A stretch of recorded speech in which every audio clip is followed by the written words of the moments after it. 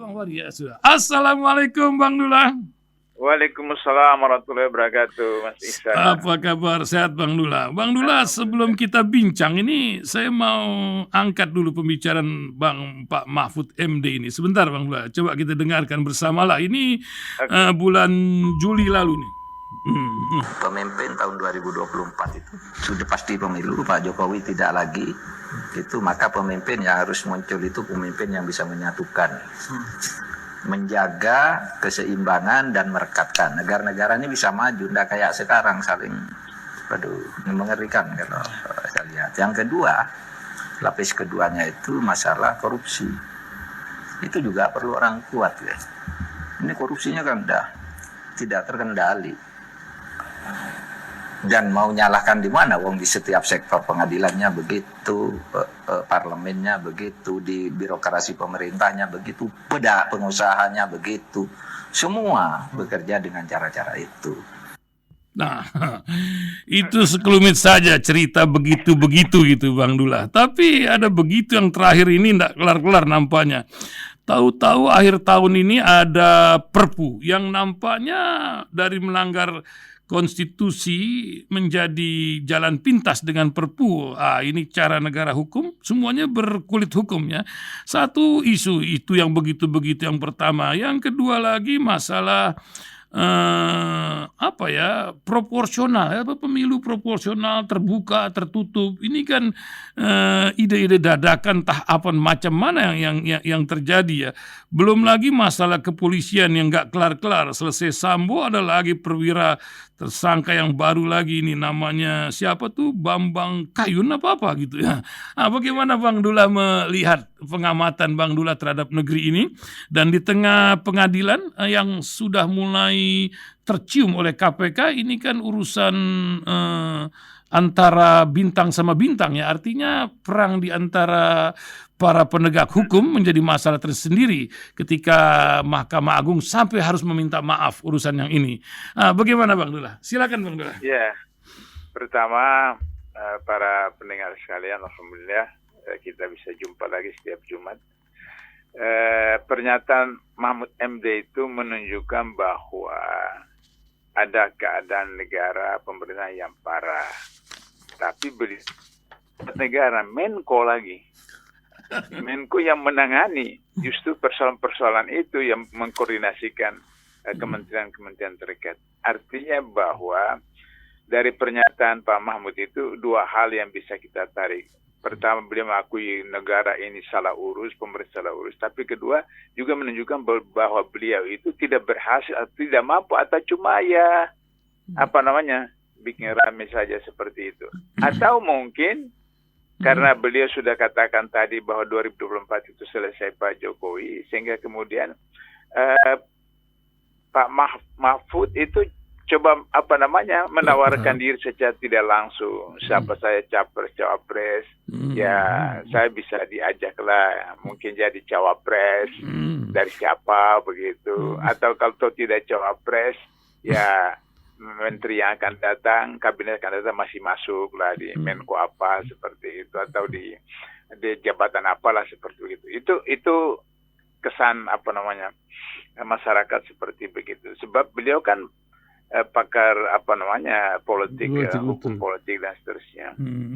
Itu satu persoalan tentang pernyataan Mahfud MD itu. Itu kemudian diikuti dengan kasus terbaru dari polisi yang amankan oleh KPK, salah seorang perwira tinggi di Bareskrim Polri yang kemudian dapat penyuapan dan gratifikasi 5M karena menangani kasus di soal perdata sebenarnya, tapi dilaporkan ke kepolisian soal penguasaan tanah dan seperti itu. Dan terus kemudian dia memberikan jaminan untuk bisa membantu, tapi kemudian akhirnya justru dia terlibat dalam kasus itu. Artinya bahwa dari sini saya selalu mengatakan bahwa ini sebenarnya bukan soal oknum polisi atau oknum pejabat, tapi institusi. Misalnya untuk jadi CPNS atau SN harus bayar sekian puluh juta. Untuk menjadi anggota polisi harus dibayar sekian puluh juta. Nah, kalau ini kan bukan cerita burung atau hoax apa. Nah, saya sendiri yang mengalaminya itu karena saya punya 2 adik ipar itu polisi. Nah, ketika kemudian karena tamatan SMP mau naik pangkat, itu harus sekolah lagi.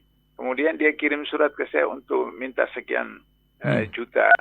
Waktu itu masih sudah 10 tahun yang lalu itu. Itu saya bilang untuk apa? Untuk mau ikut sekolah kenaikan pangkat. Siapa yang minta dari Jakarta, katanya, dari Mabes seperti itu. Sebenarnya kamu pensiun dengan SMP, ijazah SMP itu saja seperti itu. Nah, ini problem. Jadi ketika harus bayar sekian juta, maka ketika sudah jadi ASN, jadi polisi, jadi jaksa, jadi apa semacam itu, dia harus mengumpulkan duit untuk mengembalikan uang yang pernah dia keluarkan seperti itu. Sama dengan di DPR atau DPRD. Saya biasa katakan bahwa 51% dari anggota DPR sekarang itu adalah pebisnis. Nah, karena pebisnis, maka orientasinya orientasi bisnis. Sehingga dengan begitu, maka undang-undang yang dilahirkan maupun perda di daerah, kepentingan oligarki, kepentingan bisnis seperti itu. Nah, itulah yang jadi persoalan. Sehingga sekarang ketika tiba-tiba ada keluar Perpu, nah syarat Perpu itu kan darurat. 2 hal. Pertama ada kegentingan yang mendesak. Kedua ada kevakuman hukum, artinya tidak ada hukumnya. Tidak mau dibuat tapi hukumnya apa, dasarnya apa. Nah, kalau kita komparasikan pernyataan pemerintah baik Presiden maupun Mahfud MD ada kegentingan. Ini kontradiksi dengan pernyataan Menteri Keuangan kita. Menteri Keuangan kita mengatakan bahwa tahun ini pertambahan pembangunan ekonomi kita itu 5%. Dan tahun depan itu bisa menjadi 5,2. Maksudnya tahun ini, kan pernyataannya tahun lalu itu 2022. 5%, kemudian tahun 2023 bisa 5,2 atau 5,3. Berarti ekonomi kita stabil dong seperti itu, padahal dalam kondisi COVID-19. Apakah itu Menteri Keuangan yang bohong karena ada pengangguran, ada PHK, apa segala macam, tapi itu berdasarkan data dari Menteri Keuangan. Lantas kemudian berarti tidak ada kegentingan. Nah, kegentingan karena normal bahkan bisa naik, dan kita lihat bahwa ekspor kelapa sawit, CPO, kemudian batu bara itu luar biasa, dan kemudian satu dari 50 orang terkaya di Indonesia 2022 hasil majalah Forbes Amerika, itu salah satunya saya lupa namanya, orang pertama sekarang itu Top One itu yang warga negara non pribumi Cina, itu karena batu bara itu pertambahan dalam 2 tahun terakhir itu Michael Hartono ya Budi, ya betul ya, Budi dan Michael Hartono batu bara bosnya batu bara itu belasan triliun bukan miliar, triliun seperti itu. Artinya bahwa ekspor kita maju, meskipun itu hasilnya dimiliki oleh para eksportir, pemerintah cuma dapat pajaknya seperti itu. Tapi itu menunjukkan bahwa kata Menteri stabil. Berarti tidak ada kegentingan yang memaksa. Satu, persyaratan untuk Perpu. Yang kedua, kevakuman hukum karena tidak ada hukumnya. Nah, Undang-Undang Cipta Kerja itu ditetapkan oleh Mahkamah Konstitusi inkonstitusional selama 2 tahun. Jadi harus diperbaiki selama 2 tahun. Jadi hukumnya ada, undang-undangnya ada. Tapi kata MK itu dalam menyempurnakan undang-undang itu harus melibatkan semua komponen bangsa, komponen masyarakat, komponen perguruan tinggi, komponen LSM dan seterusnya. Jadi masih ada waktu. Dari tahun lalu sampai tahun sekarang itu masih ada. Nah, itu harus diproses. Sehingga 2 syarat untuk menjadi Perpu itu gugur dengan sendirinya. Tidak ada kegentingan yang memaksa, kemudian tidak ada kevakuman hukum karena ada undang-undangnya. Nah, kata Mahfud MD, Perpu itu adalah berdasarkan kepentingan Presiden, pendapat Presiden. Berarti negara ini sudah negara negara kerajaan dong. Otoriter. Seperti zaman Mataram, zaman Sriwijaya, zaman Majapahit, semaunya aja, maunya raja ya udah diperintah aja seperti itu. Bukan lagi republik, bukan lagi negara demokrasi, bukan negara hukum. Mungkin itu juga barangkali yang dilakukan oleh presiden ketika menikahkan anaknya di Jogja dengan Solo itu pakai adat keraton. Adat keraton itu kan pakai apa itu Kereta.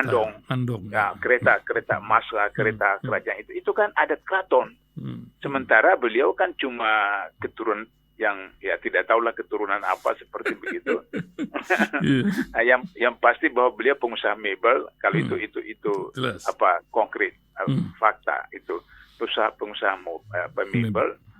Bukan keturunan raja, bukan keturunan keraton, kok pakai seperti sehingga kemudian ada 600 orang meninggal di Cianjur karena bencana alam itu, tapi membuat pesta yang luar biasa, sekian ribu orang diundang, kemudian beberapa hari pejabat-pejabatnya, para menterinya itu jadi panitia, kemudian tamu-tamunya datang ke Solo pakai pesawat jet pribadi, pesawat jet pribadi. Jadi ini kan betul-betul sistem raja. Sistem raja seperti itu.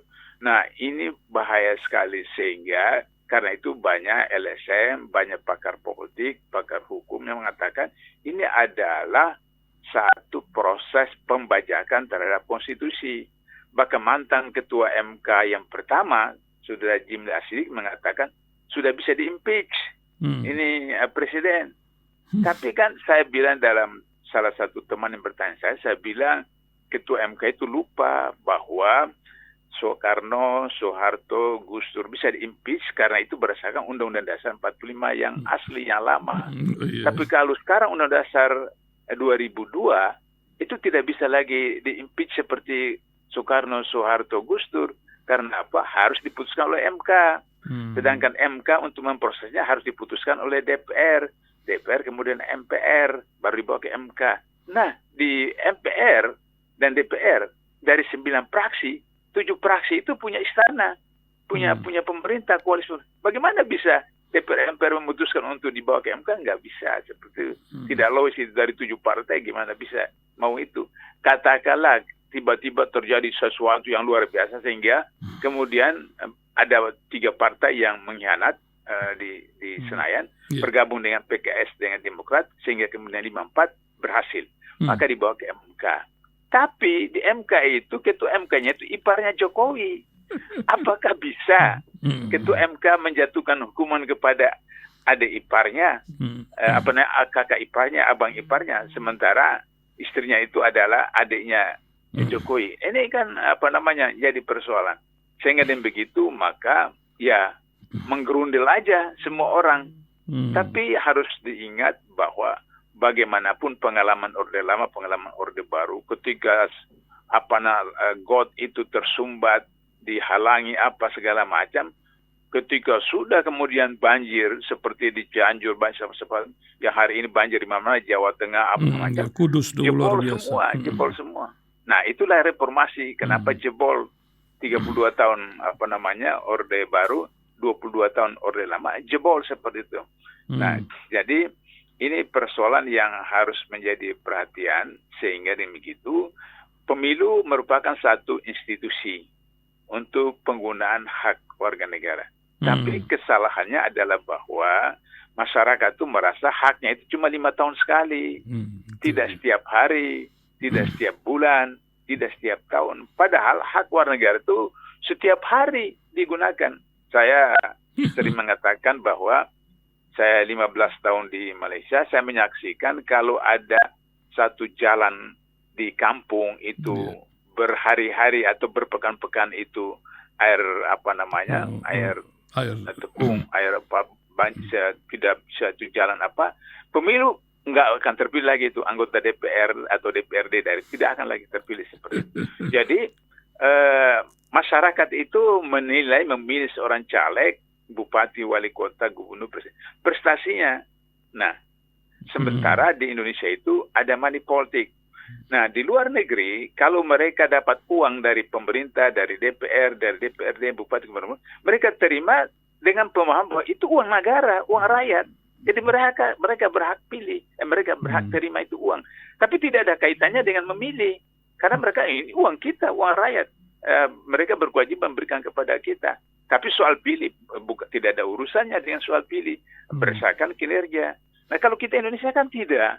Indonesia kita di kampung-kampung itu Mas Ihsan, 20.000 itu masih berharga. 10.000 itu masih berharga.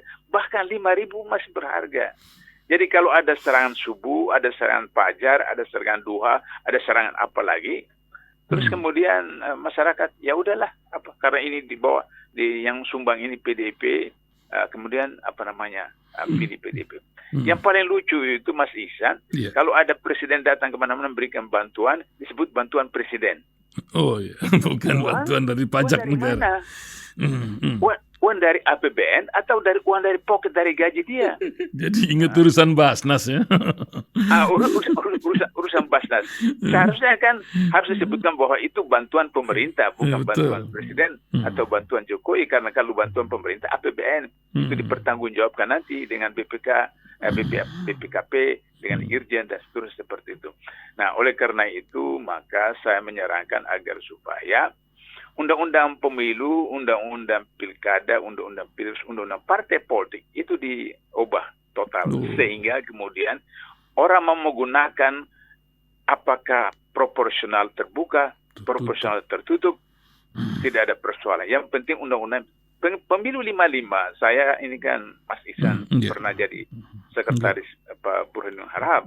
Perdana Menteri yang melaksanakan pemilu 55, saya tanya kenapa Masyumi mengklaim bahwa pemilu 55 itu yang paling terbaik di Indonesia. Beliau ceritakan bagaimana adilnya, bagaimana jujurnya. Waktu itu ada 52% orang buta huruf di Indonesia.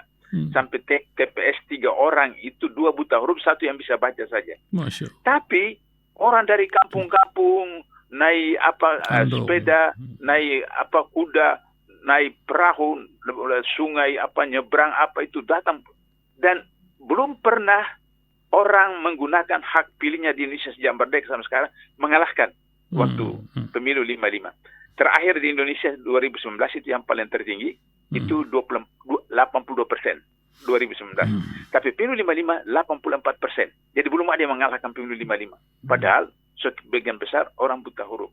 Nah, jadi kalau sistem pemilu seperti pemilu 55 mau terbuka ke tertutup kan tidak ada persoalan. Salah satu buktinya, waktu kampanye terakhir pemilu 55, kata Pak Burhanuddin Harahap cerita kepada saya, di lapangan Banteng dulu itu kan terminal bis, Mas Ihsan, lapangan Banteng itu. Nah, kemudian sebelah sana, sebelah barat itu panggung Masyumi. Kemudian sebelah timur panggung PKI. Jarak antara masa Masyumi dan jarak PKI itu cuma sekitar 5 meter atau paling tinggi 10 meter. Di ke panggung Masyumi kampanye negara Islam.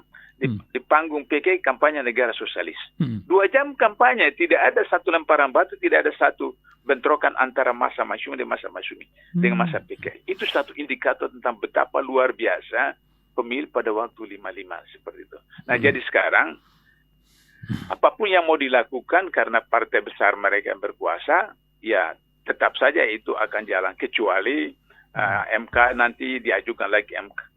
Kalau misalnya konsep itu bukan dari Jokowi, mungkin MK bisa terima judicial review. Tapi kalau itu konsep di Jokowi, ya tetap aja MK akan tolak judicial review seperti itu.